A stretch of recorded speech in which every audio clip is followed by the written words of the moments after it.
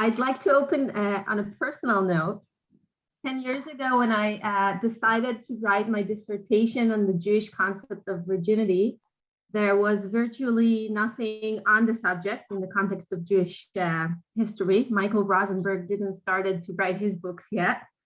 And my advisor back then, Professor Jeremy Cohen, liked the idea, but he wasn't sure I would have much to write about. So he suggested I should go and consult with other people. So I went to talk with several very distinguished professors in various areas of Judaic studies. Most of them said it was a terrible idea and that virginity is not an issue in Judaism. Some said it sounded like an interesting project, but as one of them observed, it would probably be the shortest dissertation ever written. So feeling really depressed, I weighed dropping the whole idea until I came across a small red volume in the library titled Greek Virginity. And after I read it, I knew I could do it. That book gave me the initial set of questions and methodological guidelines for my research.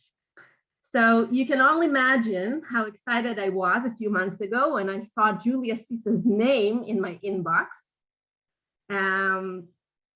with an invitation to speak here today. So thank you, Julia, both for the invitation and for writing that book, which parts of it we heard again today, and also the aftermaths of that. So from her presentation of Greek virginity and from the extensive early Christian writings on the subject, which I encountered later, I drew an important conclusion. Because the concept of virginity found in many cultures, but with varying connotations, it is a useful semiotic key for an analysis of changing attitudes about the body, sexuality, and gender. However, unlike Christian thinkers who articulated the theology of virginity in long treatises, Jewish authors never wrote specifically about the topic. What material exists is scattered in the legal codes and treatises, descriptions of practices, ritual instructions, and biblical commentaries produced over centuries. You might say that instead of theology, we have law and anthropology.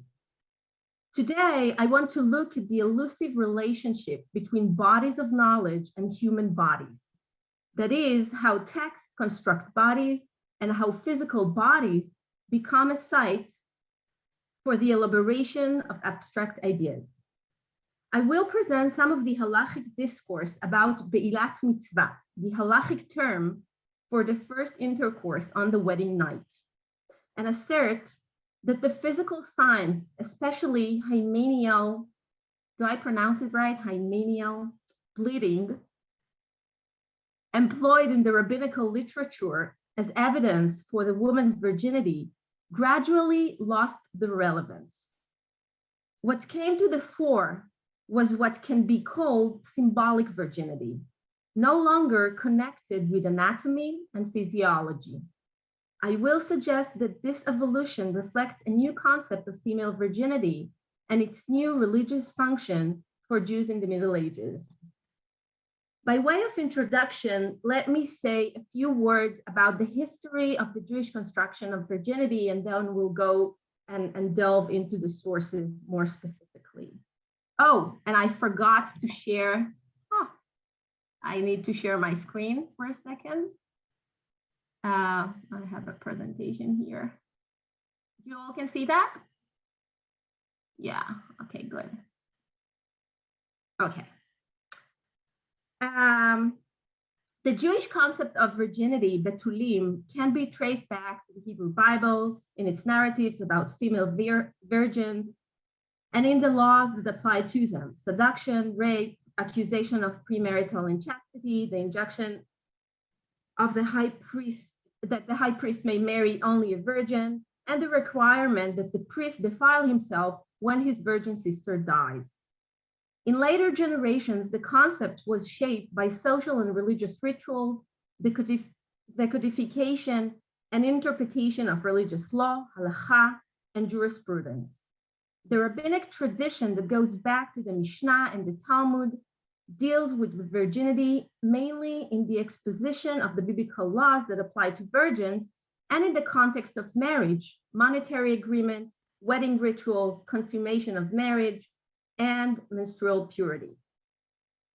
Judaism limited virginity to the relatively short interval between the first signs of girls' sexual maturity and her marriage. Unlike Christianity, which lauded perpetual virginity, the Jewish model was compatible with the very first commandment in the Bible, be fruitful and multiply, and established the social centrality of marriage.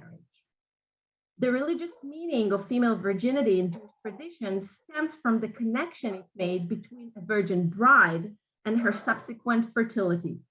The idea that female chastity actually serves to perpetuate the family and people was articulated in the culture of medieval Ashkenaz, the Jewish community of Germany and northern France. In medieval Ashkenaz, the idea of virginity as the idea was reinforced by a link to the preservation of the holy seed of Israel and reflected the image of the virgin bride as a feminine ideal. This ideal was articulated in various textual traditions and transmitted through law and ritual. The virgin bride functioned as an agent of social meaning whose body exemplifies the social and religious values of Judaism and could be used to challenge the Christian ideal of the virgin bride of Christ. The complexity and fluidity of the Jewish concept from the Talmudic period and after stems, where am I? Just a second. I'm at the wrong place. Yeah, okay. Stems from the coexistence of three partially overlapping definitions of virginity. Virginity as sexual inexperience, that is, a virgin is a woman who has never had sex. Virginity as a matter of anatomy, so a virgin is a woman with an intact hymen. And the most elaborate and complex, virginity as legal presumption based on the conjunction of various parameters such as age and marital status, which is similar to the partonis, which is we just heard from Julia. But here it doesn't refer only to marital status, but also to ethnicity, religious affiliation, social class, and lineage. For example, the term virgin cannot refer to several categories of female with blemish in their family or personal history. Redeemed captives, emancipated bondwomen, and women converted to Judaism after their third birthday are not considered to be virgins. It is irrelevant whether they have ever had sexual relationship or whether they have an intact hymen.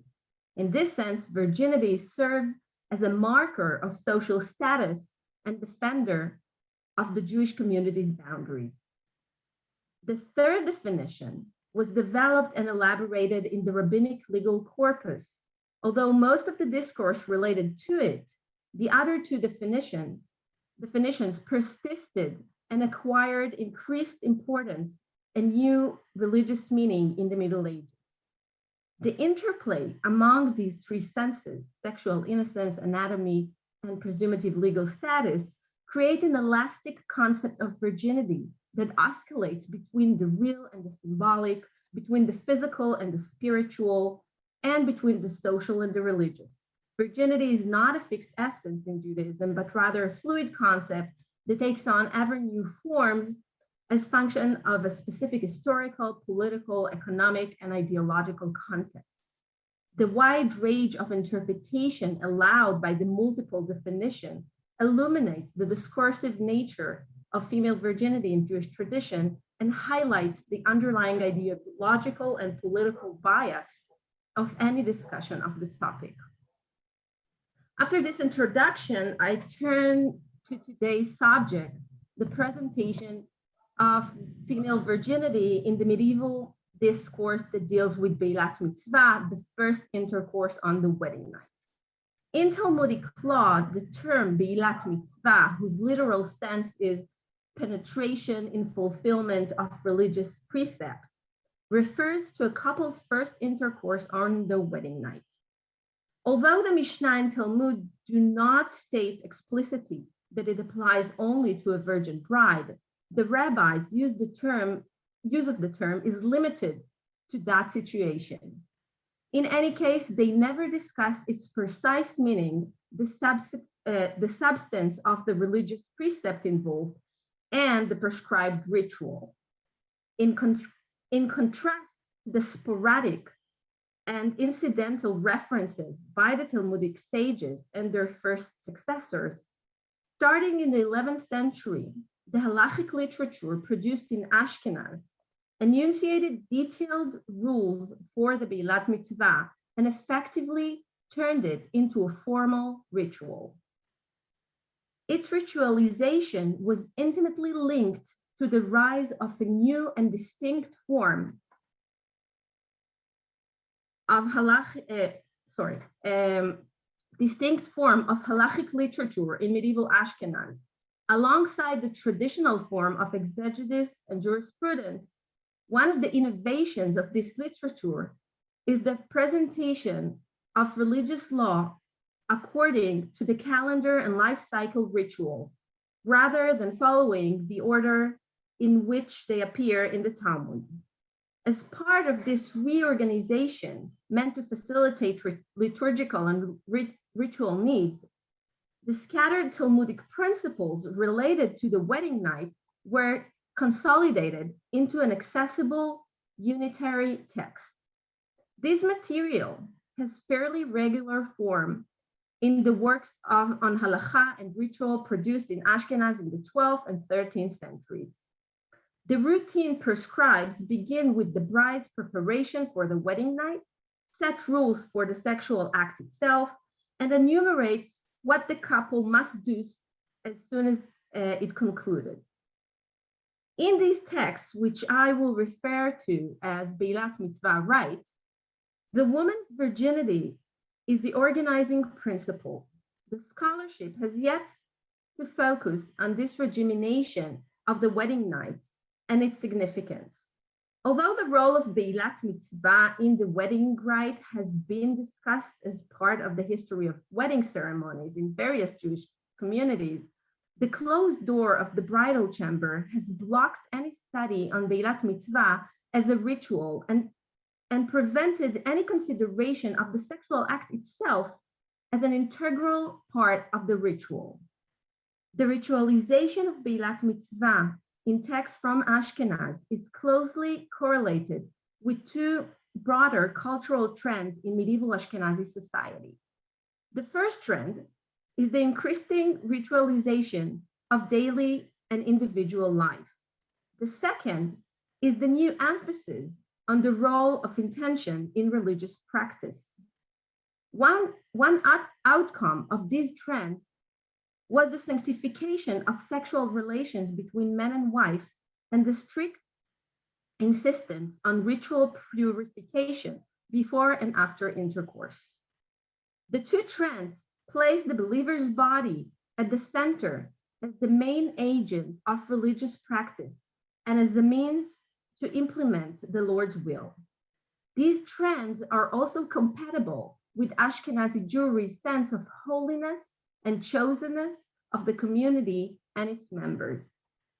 What is more, the ritualization of the couple's first intercourse fits into distinct framework that halacha and custom fashioned for the marriage of a virgin bride as distinct from a widow. This is why we can see the ilat Miṣvah rite as an example of the means employed by Jewish culture to construct, frame, and regiment sexuality and the body.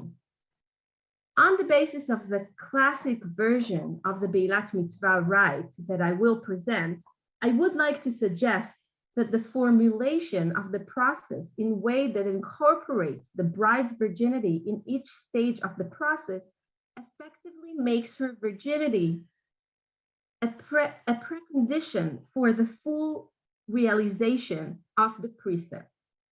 It follows that only with a virgin bride can the religious purpose of ilat Miṣvah be fulfilled. and that the religious obligation fulfilled is that of her defloration. The text in question, somewhat trenched in the slides that will follow, is taken from a unique 12th century compendium called, known as Machzor Vitri. It contains not only prayers for the entire year, according to the North French Rite, and a host of laws on everyday practices, but also many anonymous commentaries on these laws. The work has been attributed to the French rabbi and scholar Simcha ben Shmuel of Vitry, circa 1070 to 1105, who was a pupil of Solomon ben Yitzchak of Troyes, better known as Rashi.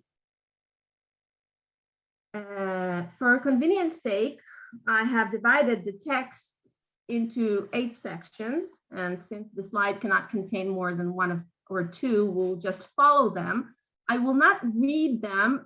You can read them as I speak on each and every one of them. Otherwise, it will just be too long. So the ilat Miṣvah rite in Machzor Vitri begins with an epigraph. We will be exalted by the joy of the groom, which highlights the role of the text in creating a new ritual agenda, and promises details of the laws and customs relating to the wedding. A set of instructions that deal exclusively with the first penetration, headed by a reference to the groom's joy, place the ilat Miṣvah on the same ritual level as the ceremony under the chuppah, the canopy, the bridal canopy, in instituting the marriage. So our text begins with instructions for the bride in advance of her wedding. She must count 7 clean days, free of menstrual discharge, before the wedding night. This week is intended to prepare her body for sexual contact with the groom. During it, she must wear white clothes and examine herself for signs of vaginal bleeding at least once a day. This examination is not a technical matter, but a ritual, and hence is required even if the bride has not reached menarche or is still defined as a minor, a girl who is under the age of 12. The halachic explanation for this sweeping directive that all brides must examine themselves is the possibility that she may discharge lustful blood, dam chimud. This halachic category refers to the blood that the sages believe might be discharged as a psychophysical reaction to the sexual arousal experienced by any woman or girl who is about to be married. That's, of course, questionable.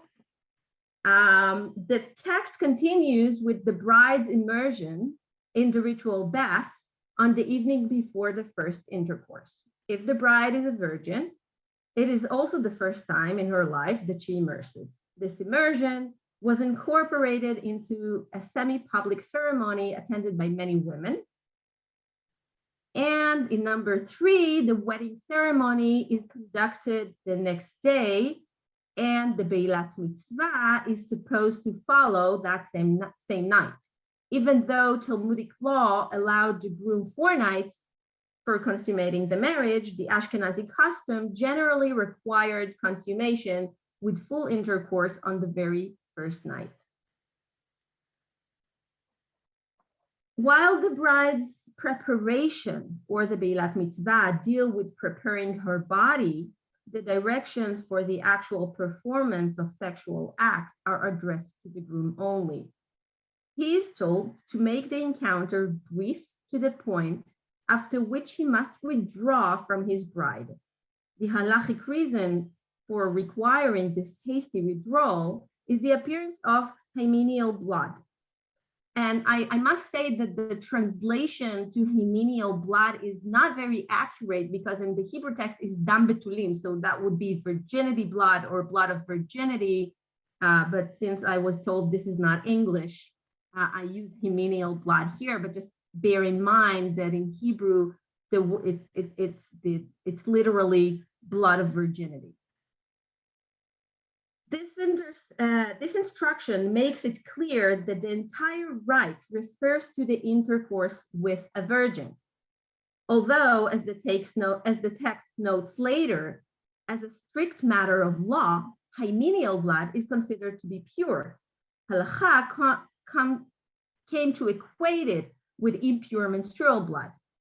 This broke the linkage between actually seeing blood and the requirement for the couple to avoid further physical contact. As a result, the directive he performs ilat Miṣvah and withdraws become mandatory for every first-time bride, whether he sees or not sees blood. The logic that the groom must withdraw from the bride after intercourse because of the Hymenial blood also leads to the requirement that she must count 7 clean days after that before she can immerse again and begin regular sexual life with her husband. Referring to the possibility raises in the Talmud that defloration, because it causes bleeding, might be prohibited on the Shabbat, the text clarifies that it is permitted to deflower a virgin on the Shabbat. Rupturing the hymen and causing the associated bleeding are not labors forbidden on the Shabbat. And in number 7, in addition to the rules for the performance of the act, the ilat Miṣvah rite also pays attention to the emotional aspects of the experience and the performance anxiety that the groom may have before intercourse. A man who marries a virgin, and only he, is exempt from reciting the bedtime Shema prayer until after the ilat Miṣvah, because he is deemed to be preoccupied by his anxiety about the impending sexual act and cannot have the proper intention in his prayer. The ilat Miṣvah rite concludes with a special benediction that the groom is to recite after he has had intercourse with his wife and found her a virgin. This benediction, which many medieval prayer books gave under the title The Benediction of Virginity, refers to the bride's preservation of her virginity and the promise of offspring that is associated with this purity. This benediction is a classic product of the Middle Ages and does not seem to be found in any earlier rabbinical text. Its first appearance is in the 9th century in Babylonian Talmudic academies. Later, it is found in almost every Ashkenazi ritual book from the 11th through at least the 15th and sometimes the 16th century. Its broad definition in the Ashkenazi world attends to the emergence of a new cultural need as a riposte to the Christianity sacramentizing of marriage and as a reaffirmation of the spiritual and religious dimension of virginity for Jewish brides.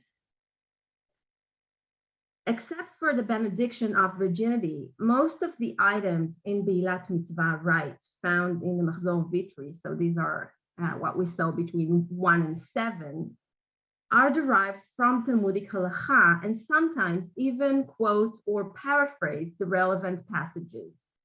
Nevertheless, despite the clear continuity, the ilat Miṣvah rite is an innovation that reflects its Ashkenazi and medieval parentage. With medieval historian, what medieval historian Gabriel Spiegel designated as the social logic of the text and is the fruit of a specific historical moment. The main thing we notice about our text is its placement of female virginity at the center and the emphasis on the importance for the consummation of the marriage in the ilat Miṣvah. The central role of virginity is manifested in 2 dimensions. The first and obvious dimension is the repeated references to virginity as a default in the rite. On the slides that we that you just saw, you can see all the yellow captions. So virginity is constantly mentioned. The second dimension, which is more fundamental, has to do with repeated emphasis on virginity as the organizing logic of the sequence of ritual acts. This includes when the ilat Miṣvah should take place, because it is the practice of the virgins to enter the bridal chamber on the first night, like we saw in paragraph 3. The groom's immediate withdrawal after intercourse and the requirement that the woman count 7 clean days because of the fear that menstrual blood might have been mixed with the Hymenial Blood, which is on paragraph 4 and 5. The permission to deflower a virgin on the Sabbath and the exemption from reciting the bedtime prayer granted to the man who marries a virgin, which you can see in front of you now. And finally, there is the conclusion of the rite, the recitation of the Benediction of Virginity, which endows first intercourse with a virgin with a special aura of sanctity. In practice, this text presents the precept of ilat Miṣvah as one that can be implemented only if the bride is a virgin. Another fundamental aspect of the intervention represented by the Ashkenazi ritual relates to the novel elements, such as the Benediction of Virginity, the restatement of the ancient rules of conduct, and the new reasons given for them. An evaluation of these changes requires that we examine each stage of the medieval ritual in the light of the ancient rabbinic sources. And in my book, this takes 3 different chapters. So we're not going to do it here, but in the time that I have left here, I would like to comment on the implication of the requirement that he performed ilat Miṣvah and withdraws, okay, the one that we saw in paragraph 4. And note how it illuminates the conceptualization of virginity in medieval Ashkenazi culture and its role in the overall structure of sexual and gender relations. According to the text, the halacha is that he withdraws, but he does not have to distance himself from her as if she were menstruated, and only withdraws from intercourse. He in his clothing and she's in her clothing. In fact, as we will see, by the time of the Machzor Vitri, withdraw was understood to mean total physical separation, as if the woman were a menstruant. This harsh dictum mandates a dissonant and frantic retreat at the very heart of the ilat Miṣvah rite and reflects its ambivalent nature. That the groom has no further physical contact with the bride would seem to be an antithesis of our picture of the situation. It demonstrates the severity of halacha and its organization and regimentation of the first sexual encounter between groom and bride. Even if the groom is not a scholar who is expert in halacha, the physical and emotional discipline required for him to stay apart from his new bride make it very clear that the sexual encounter of the ilat Miṣvah ritual has been subjected to another religious end. It is not intended to create intimacy between the couple or even to produce offspring. What is more, the obligation to withdraw immediately from all physical contact embodies the essence of the construction of male sexuality in Jewish culture as form of sexually based on a double estrangement, the man's estrangement from himself and his estrangement from his spouse. The double movement fashioned by the halachic mandate, first engage in intercourse and then withdraw immediately, gives concrete ritual expression to the constructed cultural tension in which the Jewish man finds himself, caught between directing his eros toward his wife and directing it toward God. This tension is also manifested in the exemption from reciting the bedtime Shema, if the bride was a virgin. Here, alienation from the sexual body is a cultural dictate. In addition to creating this estrangement, the directive to withdraw immediately shows that the bride's defloration is the motive behind the rite. It makes sense only if the bride is a virgin, since the halachic reason for requiring immediate withdrawal is the assumption that the woman will suffer hymenial bleeding as a result of the penetration, and the fear of a confusion of this pure blood with impure menstrual blood. This distinction between these two categories of blood that flow from a woman's body fills a lengthy and detailed branch of the halachic literature. The Talmudic sages made it into an extensive science and established themselves as its exclusive barriers and expositors. The rabbinic literature possessed that flow of blood after a woman's first intercourse are a certain sign that she was a virgin, and their absence is grounds for suspecting her chastity. The Mishnah holds that hymenial blood is not impure. Hence, the groom does not have to separate from a virgin bride who has not reached menarche. Later, the Babylonian Talmud, while still accepting the halachic distinction between hymenial and menstrual blood, ruled explicitly that the groom must withdraw immediately after first intercourse. Any blood seen after intercourse with a virgin, even if she's still a minor and has not begun menstruate, was deemed impure and required her to count 7 clean days and immerse herself before having intercourse again. In Ashkenaz, this stringency was compatible with the broader tendency to greater halachic severity about contact between the sexes in general and about menstrual purity in particular.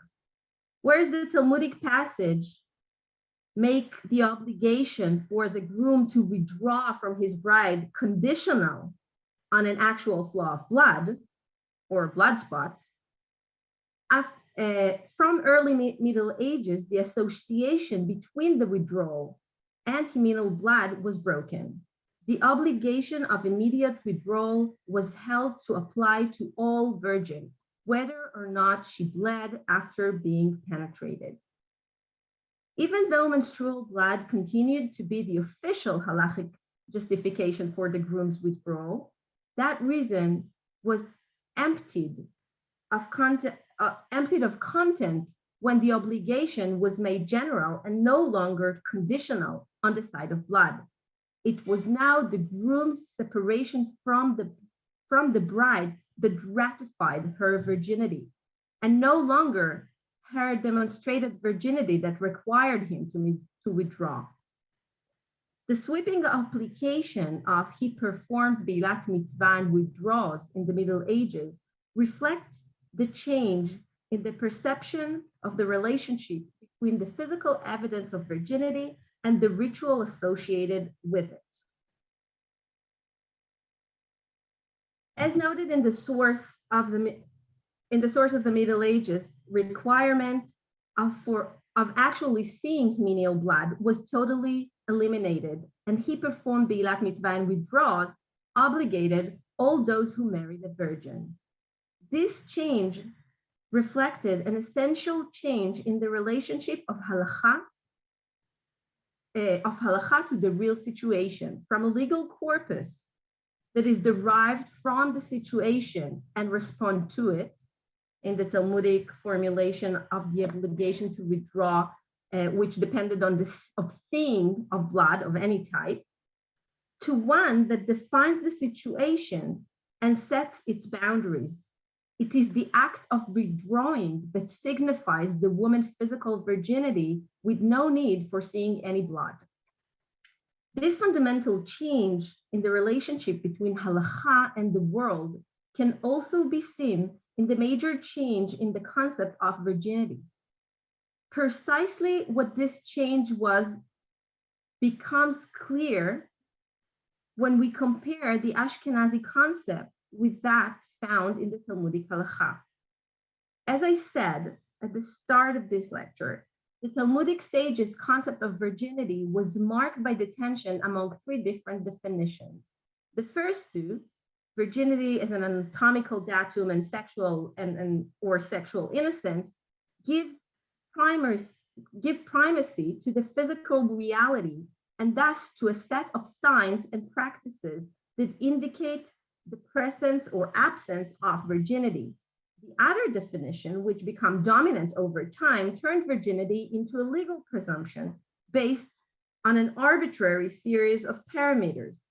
The tension between the first two and the third is evident in a number of passages in the Babylonian Talmud. On the surface, medieval Ashkenazi culture clearly inclined to the legal definition and totally abandoned the anatomical definition that required certain signs to verify the bride's virginity. This move would seem to be evident in the devaluation of the physical indicators of virginity in the context of ilat Miṣvah rite. For example, just moving the slides, here it is. Yeah. It is explicit in the following statement in a responsum by Rabbi Natan Bar Mekir of Mainz in the 12th century. Today, when we do not judge cases of virginity for who is proficient to distinguish in his wisdom, as were Rabban Shimon ben Gamliel and Rabban Gamliel the elder, and Rabbi Judah the prince, and those who could distinguish the types of blood by smell. This indicates that Rabbi Natan's times around the 11th century, the halachic senses of virginity were no longer valid, and cases of virginity, such as men's claims that his bride has not been a virgin, were no longer judiciable. I maintain, however, that the abandonment of the measures to a certain virginity must not be understood as giving up the idea of physical virginity with the intact body, purity and innocence it symbolizes, that it symbolizes. Rather, in medieval Ashkenaz, virginity was turned into a symbol and spiritual concept. The innocence and purity associated with virginity as a physical virtue was now derived from the symbolism of virginity as spiritual holiness. When the concrete physical evidence was no longer deemed relevant, it became possible to consider all first-time brides as virgins and to elevate virginity from a physical trait, evidence of chastity and personal devotion, into a symbol of spiritual purity and devotion in much broader sense. The virginity of the medieval ilat Miṣvah rite is abstract, the product of a halachic discourse that has little to do with women's concrete anatomy. This discursive product is then projected onto the bride's real body by means of the ritual act performed by two parameters: the groom, who is exempt from the reciting the bedtime Shema and must withdraw immediately; the bride, who must count 7 clean days; and most of all, the benediction of virginity, which links the preservation of her virginity, the preservation of the holy seed of Israel, and the preservation of the covenant between the people and its God. In closing, I should note that, of course, we know nothing about the correlation between the ritual directives and what actually went on behind the closed door of the bridal chamber. I know that, however, that there is evidence that contemporary ultra-Orthodox communities adhere to the stringencies of the ilat Miṣvah rite. Still, the cultural practice that can be reconstructed from halachic texts, which are meant to depict an ideal how people should behave, is necessarily incomplete and skewed. Nevertheless, latent in these instructions is an extensive world of values and beliefs that a close reading enable us to extract. So despite their undoubted bias, these texts can teach us quite a bit about the social and religious ideals that molded the cultural world of Jews in Ashkenaz in the Middle Ages, and especially their concept of virginity, and in a broader sense, their notion of sexuality and gender. Thank you.